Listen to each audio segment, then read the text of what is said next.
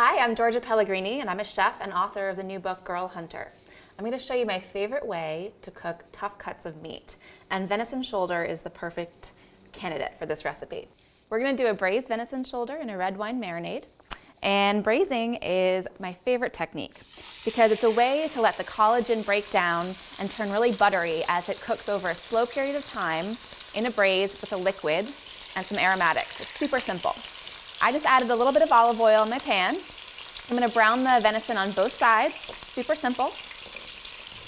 And then to that, I'm going to add all kinds of vegetables. I've got carrots, celery, onion, a little tomato, a little red wine.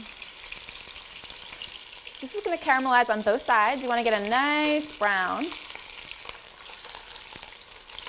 And once it's browned, you're going to want to actually put it aside so that it doesn't crowd the pan so we can add the vegetables. Now, another way to think about game, and tough cuts of game especially, is how you're handling it before it even gets to the kitchen. So aging is super important, and most people don't think about aging at all. I like to age my venison up to 17 days, and if you haven't aged it before you got it into your kitchen, you can actually age it at home in your refrigerator. So even if you go to the grocery store and get a tough cut of meat, you can actually still age it on your own. It's really important because it really helps the collagen break down, the enzymes start to caramelize and really become much more flavorful. So this venison has been aged in the refrigerator. Tough cuts of meat, I say up to 5 to 7 days, uncovered. More tender cuts of meat, you can actually just cover them lightly in some plastic wrap and let them age for 3 or 4 days.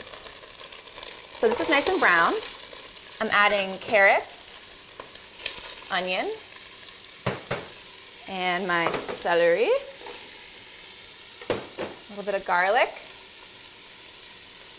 We're just going to let those get nice and brown too. And the brown little bits are going to be what add that flavor. So you want to get things as brown as you can. Really high heat is important. And once you see those brown bits start to form, that's when you're going to deglaze them with the red wine. And that's important. So give it a nice toss. And once you see those brown bits caramelize at the bottom of your pan, you're going to go ahead and add that red wine. It starts to smell really good. Smell that garlic, that carrot, that celery. And then as it starts to simmer, you're going to scrape up those brown bits. We're going to add our aromatics, which is we have a little bay leaf, thyme, a little clove. You can get experimental. You can add some mustard seed. You can add some black peppercorns. Then you just add your venison right on top.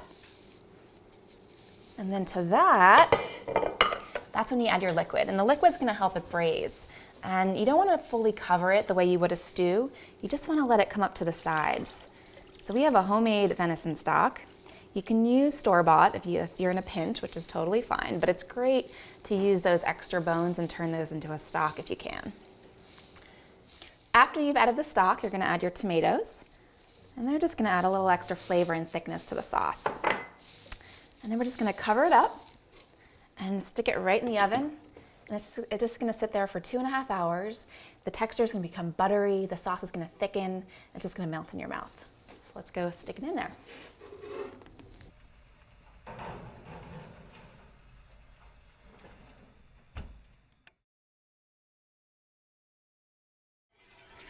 So I've strained some of our venison braising liquid, and I'm reducing it in a pan as a sauce.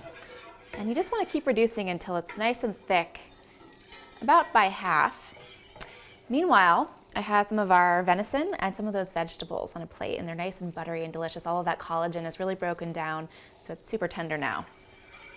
And we have a nice thick pan sauce, and you're just going to do a little drizzle right over onto your venison. That's just going to add a little richness of flavor. And there you go, dig in. It's going to be delicious and juicy and flavorful. This recipe and many more are available in my book, Girl Hunter. Girl Hunter is available on Amazon, at Barnes & Noble, at IndieBound, or wherever books are sold.